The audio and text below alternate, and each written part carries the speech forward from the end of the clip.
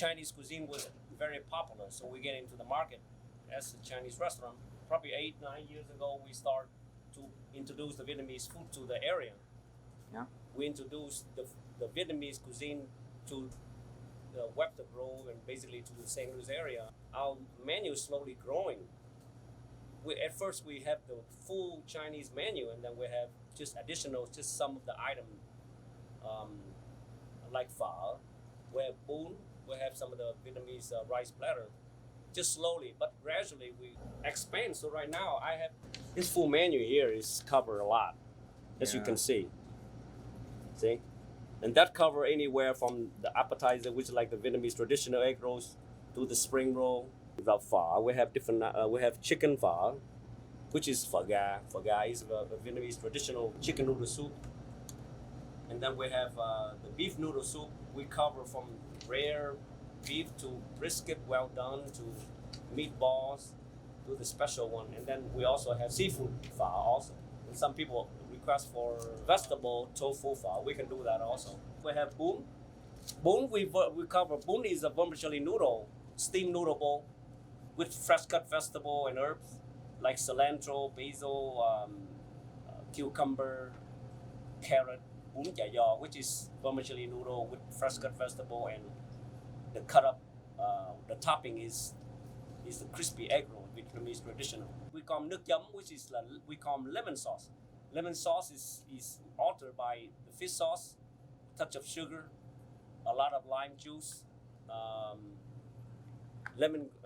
We use a lot of garlic. We use fresh cut pepper. So all that 5 spices we have to alter to balance it out. It's not too salty for the fish sauce, or it's not too sugary, too sweet, or it's not too sour for the lime. Basically, it's balanced out. Bún, we have different kinds, like bún bò xào. We have one with egg roll. We have one with beef and shrimp. We have one with bún thịt chả giò, which is a sliced beef, lemongrass beef with egg roll, and then we have a lemongrass chicken with egg roll. And then we also have mì xào giòn. Mì xào giòn is like pan-fried noodle. We make it like bird nest. Pho is very popular, but it's actually from the French and the Vietnamese together back in 1920. Then we have influenced by like the Thai and the Laos. That's the beauty of the Vietnamese food. They have variety. If you go to like miền Tây, like Cần Thơ, or you go into Sóc Trăng, or you go to Bạc Liêu, or you go into like they name this, the food is changing a little bit.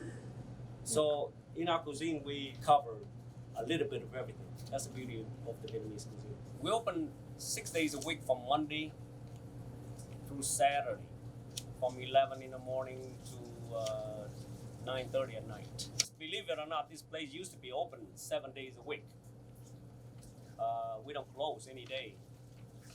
But we have a family, we have kids. When we were younger, we don't have kids, it's different. But now when we start a family, we have kids, we need a day to be with your family, to right? be with the family. Yeah. And the kids go to school when they grow up. The kids go to school, then if we take a weekday off, then you basically do not have a family day. So you take a Sunday off where you can spend time with the kid, you have a family dinner at home. Này em đang làm gì đó? Mới đâu chơi á?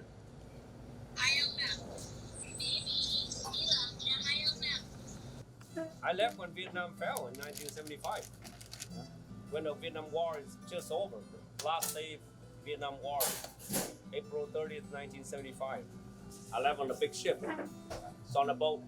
I'm one of the boat people. I was on what they call the lịch trình tình tự do in 1975 in the history of the boat people. Còn cái tàu Trường Xuân. Tàu Trường Xuân là cái tàu mà chứa 4.500 người. Trường Xuân is one of the biggest in the history of the refugee that left Vietnam by boat in 1975, and I was in that ship. That ship wasn't in good shape. It was a messed up ship. We were floating in they call the international water. We were on there for a couple of days, and finally we got picked up by a Denmark ship. The Denmark ship picked all of us up because our boat is sinking. Day after day, we were on the ship for almost 5 days. There was no water, no food, no nothing. So we got lucky. We got picked up by a Denmark ship, and they contacted Queen Elizabeth in England. to get us into Hong Kong. 5 days on the ocean, 7 or 8 months in the refugee camp in Hong Kong. And then I came here as a refugee in 75. And I stayed in Indian Town Gap, Pennsylvania. Another military camp, but at that particular time they used a military camp to make a refugee camp at that time. We don't know where my father is when we left. We don't know where my brother is when we left. And we don't even know where we're gonna be. And we don't even know if we make it out of Vietnam and we're gonna be alive or not. In 75, everything is a mess. You know, the people live without their husband. There are people losing their kid. There are people losing their wife. The people losing their son. So that is, the war create that. So there's all kinds of things that happen, all kinds of sadnesses happen in that particular day. And it's a big shock. Culture shock. The weather shock. Basically everything is a big shock because your whole life changed. My father was an officer in the military, in the Red Beret Airborne. My uncle also officer in the military also. They both in the Red Beret Airborne. They both was French military back in the 50s. So they both were together at the time. And they both got captured at the same time. And they kept them. But the same night they got assassinated. My father and my uncle they both got assassinated the same night. I don't know that until 23 years later when I came back. I got all that information afterwards.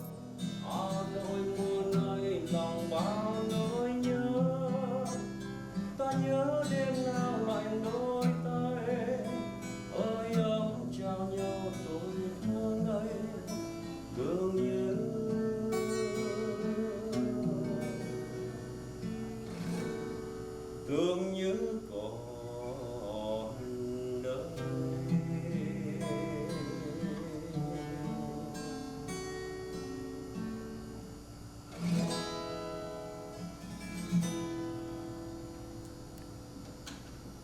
Hà Nội chưa? những cơn mưa